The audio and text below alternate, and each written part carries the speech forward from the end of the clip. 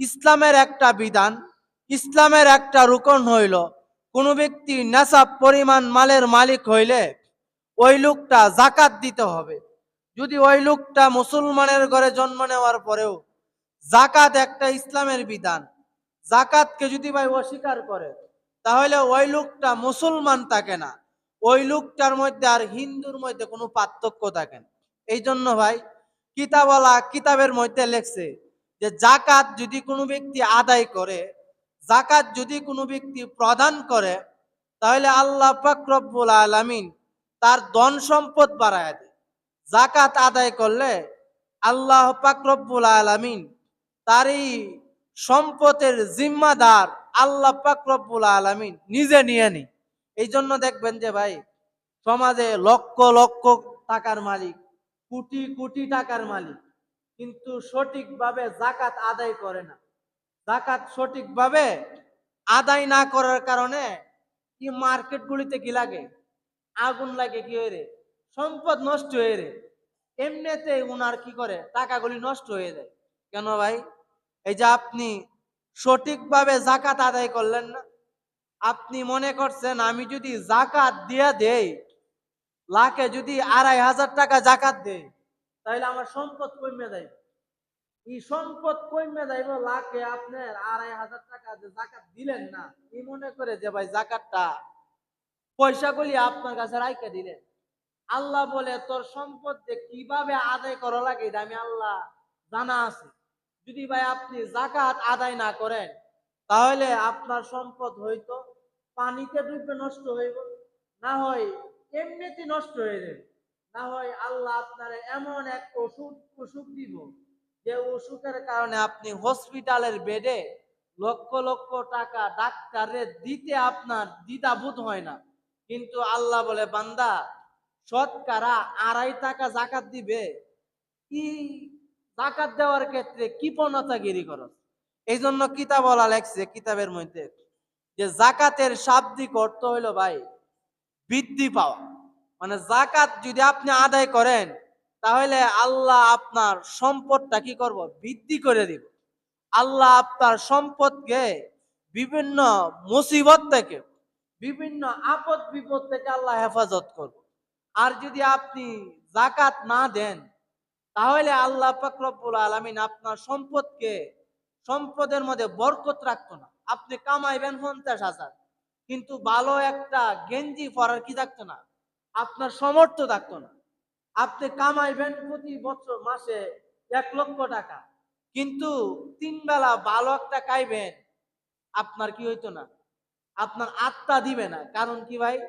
এই যে আপনি সম্পদ দিচ্ছেন না, এই সম্পদের পারিভাষিক অর্থ হইল কোনো ব্যক্তি যদি 7.5 তোলা স্বর্ণ এবং 52.5 তোলা রূপার সমপরিমাণ সম্পদের মালিক, ইসলাম বলে ওই লোকের উপর জাকাত ফরজ হয়ে যায়। এখন ভাই বর্তমান বাজার দ্রব্য অনুযায়ী 52.5 তোলা রূপার দাম হইল 75 থেকে 80,000 টাকা।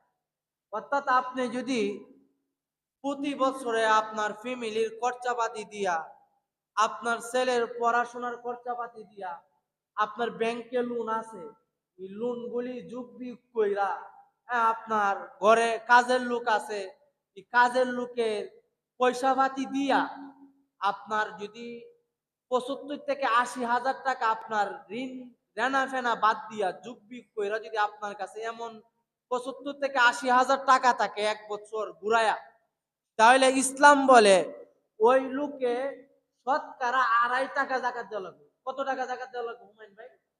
শতকরা 2.5 টাকা জাকাত দেওয়া লাগবে। 1025 টাকা জাকাত দেওয়া লাগবে।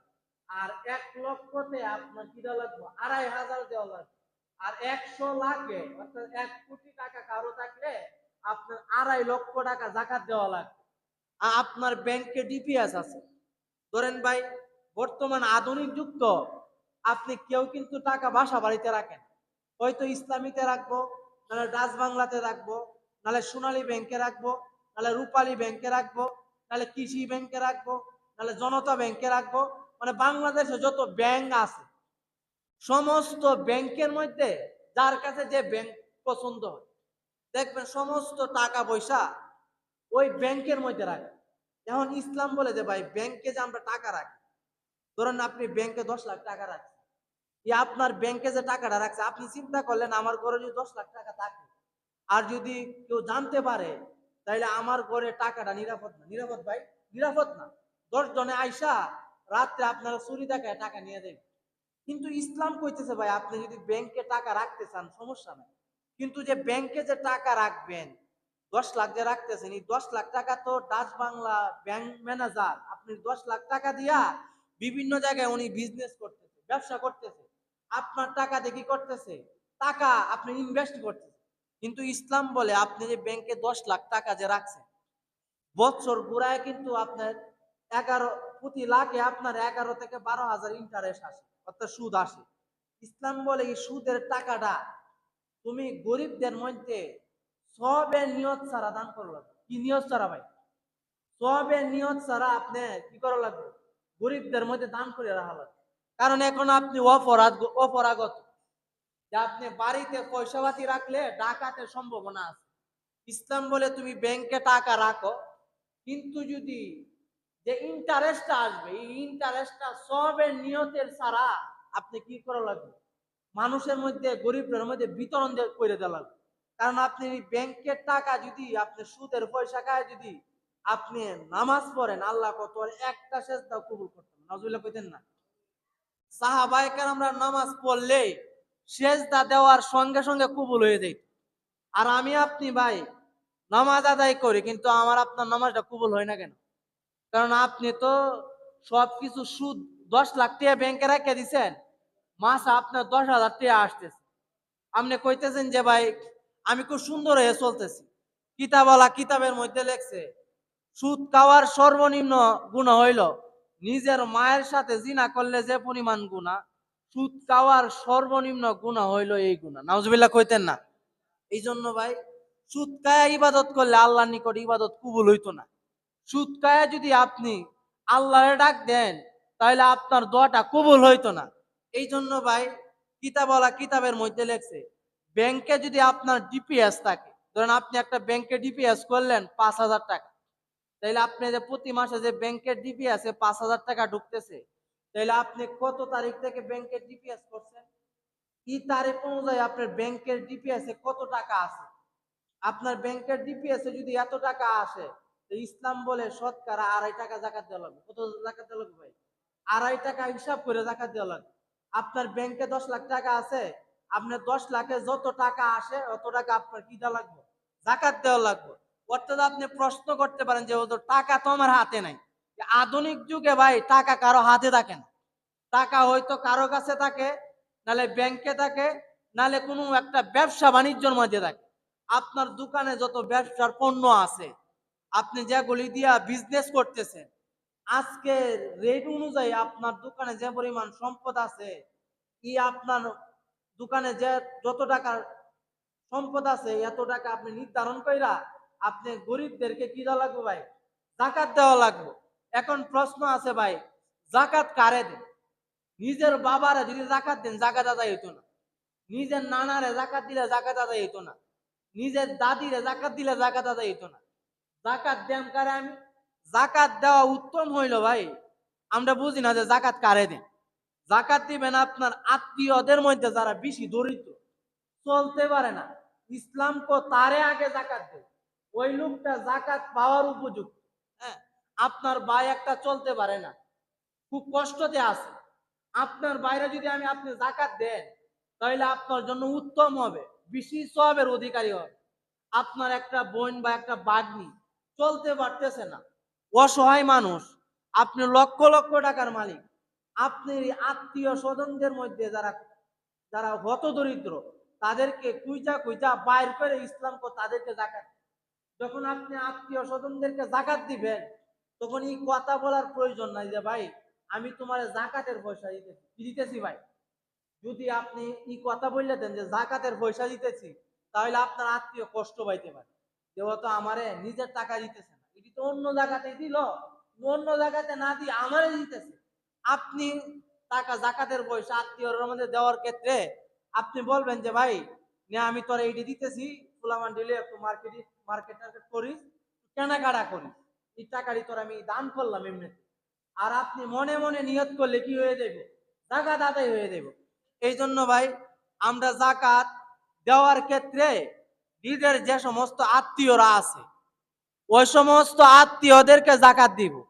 তারপর যারা দরিদ্র আছে এলাকাতে তাদেরকে আমরা জাকাত দিব। আর জাকাত দেখবেন এলাকাতে কিছু মানুষ আছে কত দরিদ্র, চলতে পারে না, কিন্তু আপনার মুখে এই কথাটা বলতে পারে না যে ভাই আমার চলতে খুব কষ্ট আছে না ভাই, মানে মুখে দিয়া এই কথাটা বলে না, লজ্জায় বলে। আর কিছু মানুষ আছে খালি হাত পাতে, আমারে দেন আমারে দেন। কিতা বলা লেখছে যে লোকটা মানুষের কাছে লজ্জায় হাত পাতে না, ইসলামকে ওই লোকটারে জাকাত দেয়, সুবহানাল্লাহ কইতেন না?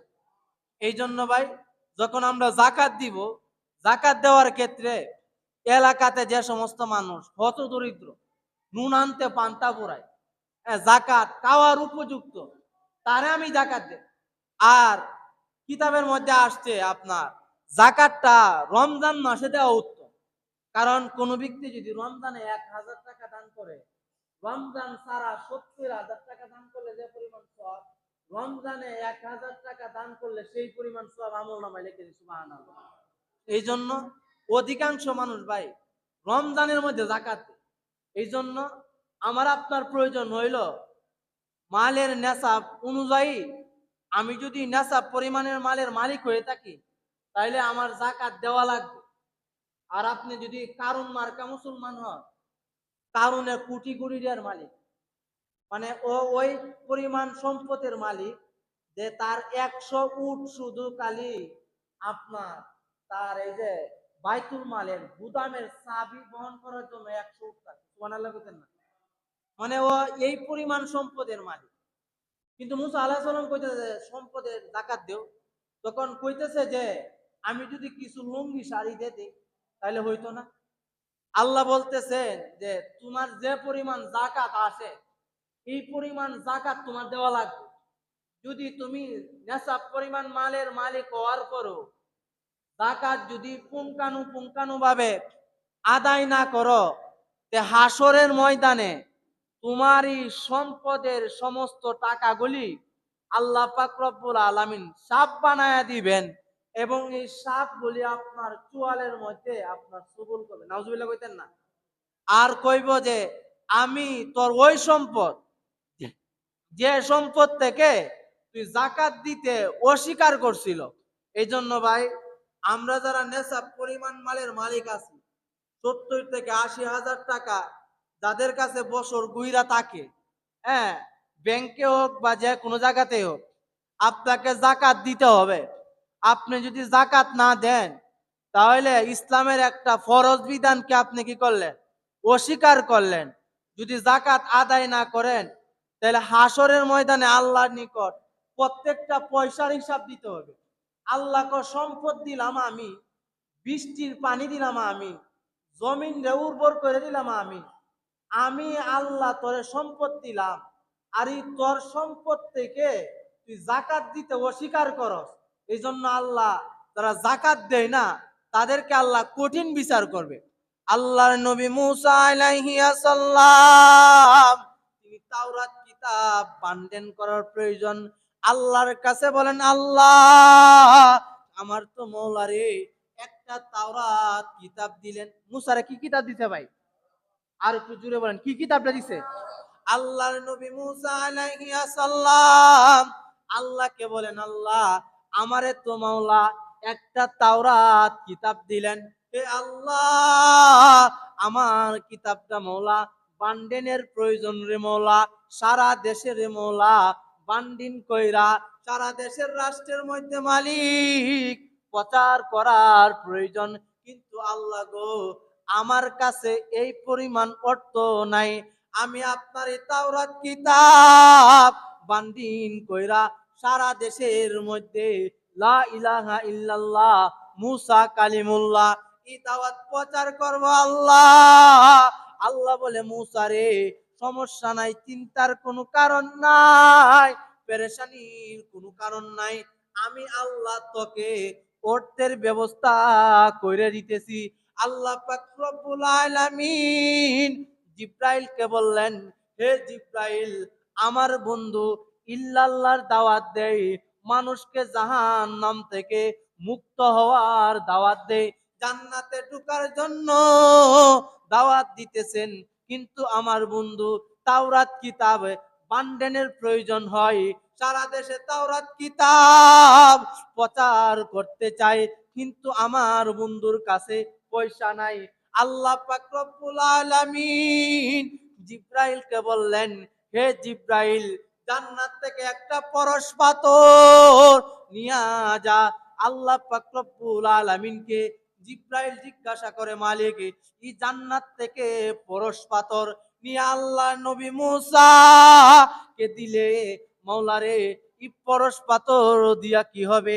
আল্লাহ পাক রব্বুল আলামিন জিব্রাইলকে বললেন, হে জিব্রাইল, জান্নাতের যে পরশ পাথরটা আছে, আমার বন্ধু মুসা কে গিয়া বলবা, এই পরশ পাথরটা কোন মাটির চাকার মধ্যে লাগাইলে এই মাটির চাকা স্বর্ণে পরিণত হইয়া যাবে, কোন পাথরের মধ্যে লাগাইলে ওই পাথরটা স্বর্ণ পরিণত হয়ে যাবে। সুবহানাল্লাহ কইতেন না?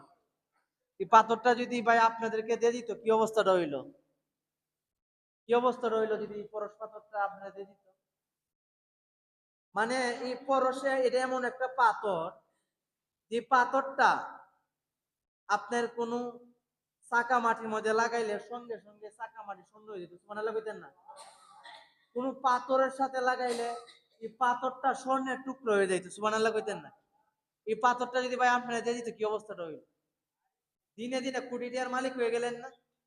আল্লাহ পাক রব্বুল আলামিন জিব্রাইলকে বলতেছেন, হে জিব্রাইল, এই পরশ পাথরটা আমার বন্ধু মুসা তাওরাত কিতাব বান্ডেন করতে চাই, তাকে গিয়া বলবা, হে আল্লাহ নবী মুসা, আল্লাহ আপনাকে এমন একটা পরশ পাথর দিলেন, যে পাথরটা টাকা মাটির সঙ্গে লাগানির সঙ্গে সঙ্গে, হে আল্লাহর নবী মুসা, চাকা মাটি সঙ্গে সঙ্গে স্বর্ণে পরিণত হইয়া যায়।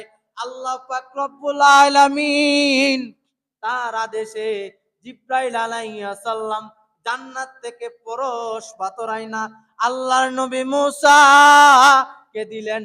আর মুসাকে বললেন, হে মুসা, আপনি নাকি তাওরাত কিতাবের বান্ডেনের প্রয়োজন, বান্ডেন করতে চান, আল্লাহ একটা পরশ পাথর দিলেন মুসা, এটা দিয়ে আপনি তাওরাত কিতাবের বান্ডেন শুরু করেন।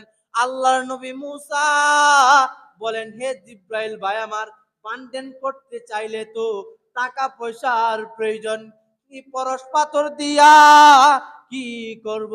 জিব্রাইল আলাইহিস সালাম মুসাকে বলেন, মুসা রে, চিন্তার কোনো কারণ নাই, পেরেশানির কোনো কারণ নাই মুসা, এটা এমন একটা পাথর, এই পাথরটা মুসা আপনি কোন পাথরের সঙ্গে লাগাইবেন, পাথর স্বর্ণে রূপান্তরিত হইয়া যাইবে। কোন মাটির চাকাতে লাগাইবেন, সঙ্গে সঙ্গে মাটির চাকা স্বর্ণে পরিণত হইয়া যায়। আল্লাহ পাক রব্বুল আলামিনের ফেরেশতা জিব্রাইল আলাইহিস সালাম এই পরশ পাথর আল্লাহর নবী মুসাকে দিয়া যায়। তো মুসা আলাইহিস সালাম রে যখন এই পাথরটা দেখেছে, কেডা পাথরটা দেখেছে না ভাই? কেডা দেখ, একটু জোরে কোন, কেডা দেখেছে পাথরটা? জিব্রাইল আলাইহিস সালাম যখন মুসারে পাথর দেখেছে ভাই, তখন মুসা আলাইহিস সালাম কারুন ডে ডাকছে, কারুন, আমার তো হাজার হাজার কপির প্রয়োজন তাওরাত কিতাবে, এই কাজটা আমি তো দিনের কাজ করি, এই কাজটা তাওরাতের বান্ডিলটা করতে গেলে আমার দিনের কাজ একটু বেকার করে, কাজেই তোমার এই দায়িত্বটা দিলাম, তুমি তাওরাত কিতাবটা বান্ডিল শুরু করো। সুবহানাল্লাহ বলতেন না? তো মুসা আলাইহিস সালাম কারুন ডে ডাইকা এই পাথরটা বুঝাইয়া দিচ্ছেন যে এটা এমন একটা পাথর, স্বর্ণের টাকা মাটির সাথে লাগাইবা সঙ্গে সঙ্গে স্বর্ণ হইব, আর এই স্বর্ণ বেচা তুমি সারা দেশের মধ্যে এই তাওরাত কিতাবের বান্ডেল প্রচার করো। আর যখন বান্ডেলের কাজ শেষ হয়ে যায়, তারপর কিন্তু ভাই এই পরশ পাথর আমারটা আমারে ফেরত দিয়ে দিবা, আর আমি আল্লাহর কাছে রিটার্ন দিয়ে দিব। সুবহানাল্লাহ কইতেন না? আল্লাহর নবী মুসা আলাইহিস সালাম তাওরাত কিতাবের বান্ডেলের জন্য কারুনকে ডাকলেন, কারুনকে বললেন, হে কারুন ভাই আমার, আমি তো ইল্লাল্লাহ প্রচার করি, আমার হাতে সময় কম, আমি তোমার এই পরশ পাথর দিলাম, আমানতের খেয়ানত করবা না রে। কারণ এই পাথরকে তুমি টাকার সাথে লাগায়া স্বর্ণেতে পরিণত কইরা, এই স্বর্ণ বিক্রয় কইরা তাওরাত কিতাবের বান্ডেল সারা দেশে প্রচার করবা। আল্লাহর নবী মুসা আলাইহিস সালাম যখনই তাওরাত কিতাবের বান্ডেলের দায়িত্ব কারুনকে দিলেন, কারণই স্বর্ণের চাকা বানায়া স্বর্ণের চাকা বিক্রয় করতে করতে কোটি কোটি টাকা যখন হয়েছে, হওয়ার পর যখন এই ভাই তাওরাত কিতাবের বান্ডেল কাজ শেষ হয়ে গেছে, শেষ হয়ে যাওয়ার পর মুসারে বলতেছেন, মুসা তুমি যে আমার তাওরাত কিতাব সারা বিশ্বের মধ্যে প্রচার করার জন্য বলছিলা, বান্ডেলের কাজ শেষ, সারা দেশে প্রচার করে দিছি। মুসা কইতেছে তাহলে এখন পাথরটা দিয়ে দিই। এখন কারণ চিন্তা করলো, এই পরশ পাথরটা আমি দিয়ে দিব, এই পরশ পাথরটা যদি আমি কোন রকম তাল বাহানা করে রাখতে পারি, এই পৃথিবীর মধ্যে সবচেয়ে বড় দুনিয়া আমি হয়ে যাই। নাউজুবিল্লাহ কইতেন না?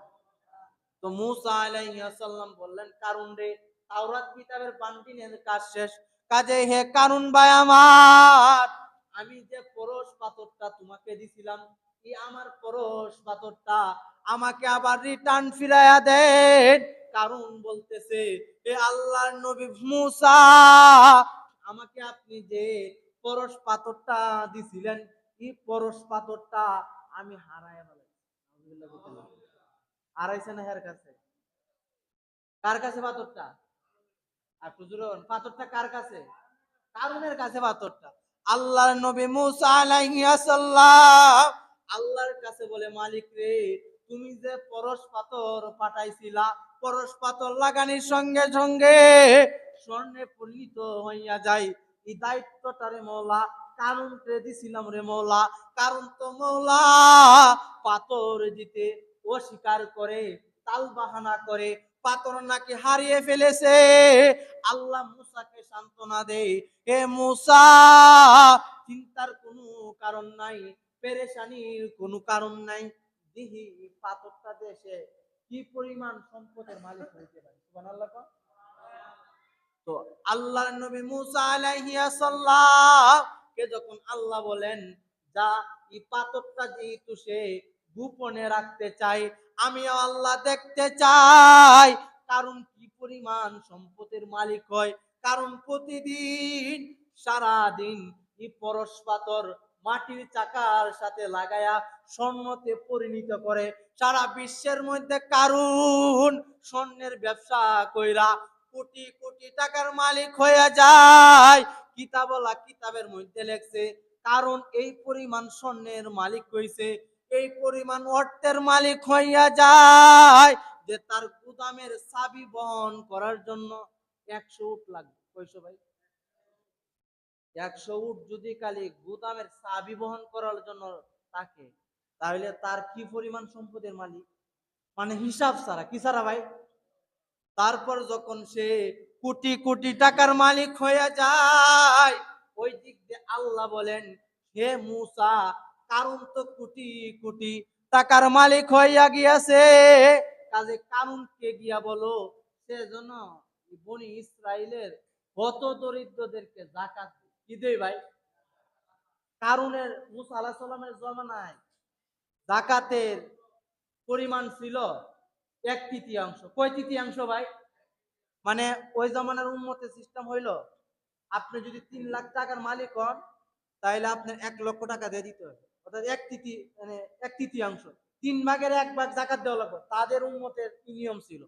আর আল্লাহ আমাদের নবীকে সহজ করে দিছে, আমরা শতকরা 2.5 টাকা দিলে জাকাত আদায় হয়ে যায়। সুবহানাল্লাহ কইতেন না?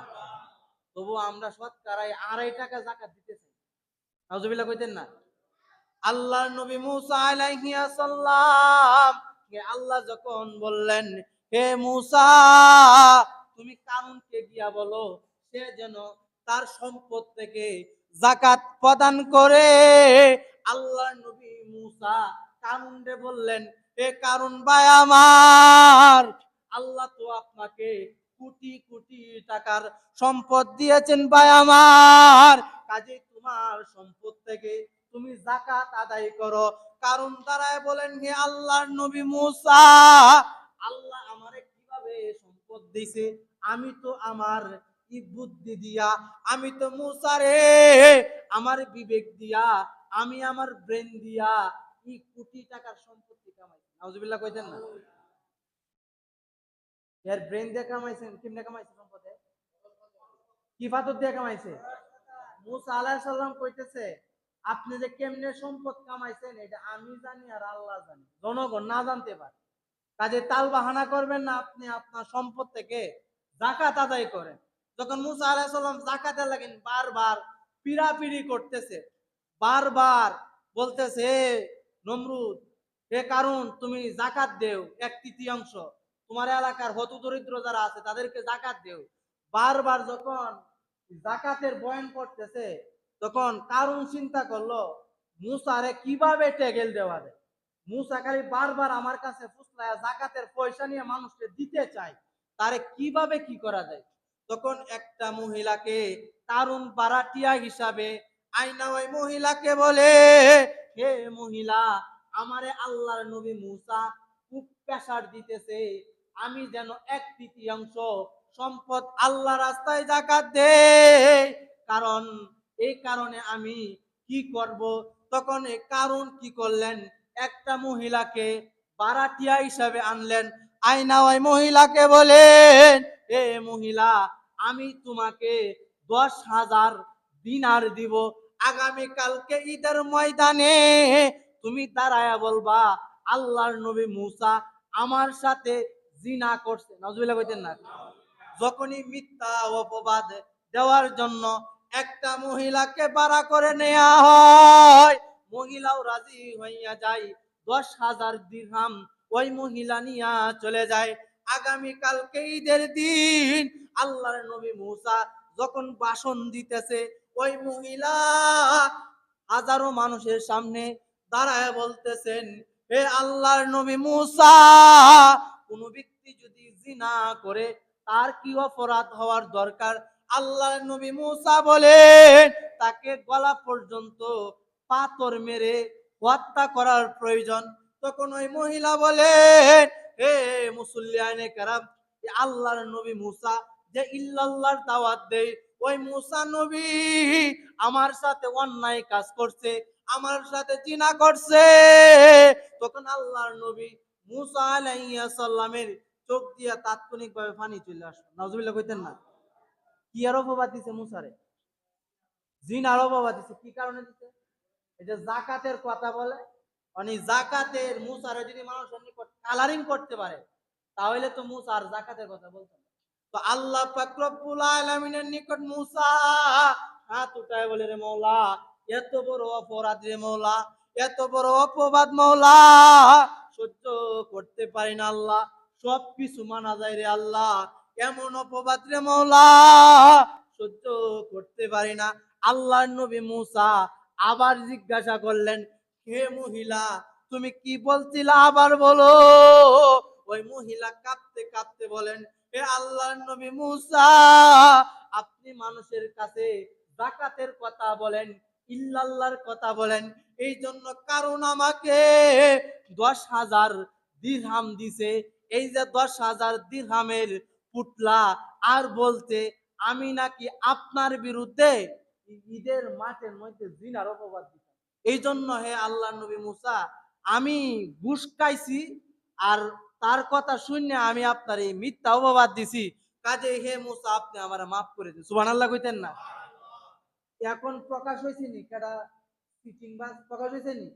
তো আল্লাহ পাক রব্বুল আলামিনের নিকট মুসা বলতেছে, আল্লাহ বিচার কি তুমি করবা না আমি করব? তখন বলতেছে আল্লাহ, হে মুসা, বিচারটা তুমি করো। সুবহানাল্লাহ কইতেন না? তখন আল্লাহ মুসা আলাইহিস সালাম বললেন, হে মাটি, তুই কারুনরে ধর। যখন কথা বললেন, তখন মাটি চুম্বকের মতো কারুনরে ধরতে লাগলো, আর কারণ আস্তে আস্তে দাব দে একবারে আপনার মাথা পর্যন্ত দেবে যায়। কিতাব বলা লেখছে, মুসা নবী যাকাতের কথা বলার কারণে মুসারে জিনার অপবাদ দিছে, আর পরশ পাথর দিয়া কোটি টাকার সম্পত্তির মালিক হয়েছে, তবু আল্লাহর সম্পদ থেকে যাকাত দিতে অস্বীকার করছে। এই জন্য কিতাব বলা লেখছে, প্রতিদিন কারণ 2.5 হাত নিচে যা। কত হাত নিচে ভাই? প্রতিদিন। এই জন্য ভাই, আমরা যারা যাকাত উপযুক্ত, আমরা যাকাত দিয়ে দিব। যদি যাকাত না দেই, তাহলে কিন্তু কারণে যে দোষ হয়েছে, সম্পদ যেমনি নষ্ট হয়েছে, আপনার সম্পদ কিন্তু সেমনি নষ্ট হয়ে যাবে। আরেকটা বিষয় হলো, আমাদের যাদের উপর জাকাত খরচ, আমাদের তাদের উপর ফেতরা খরচ।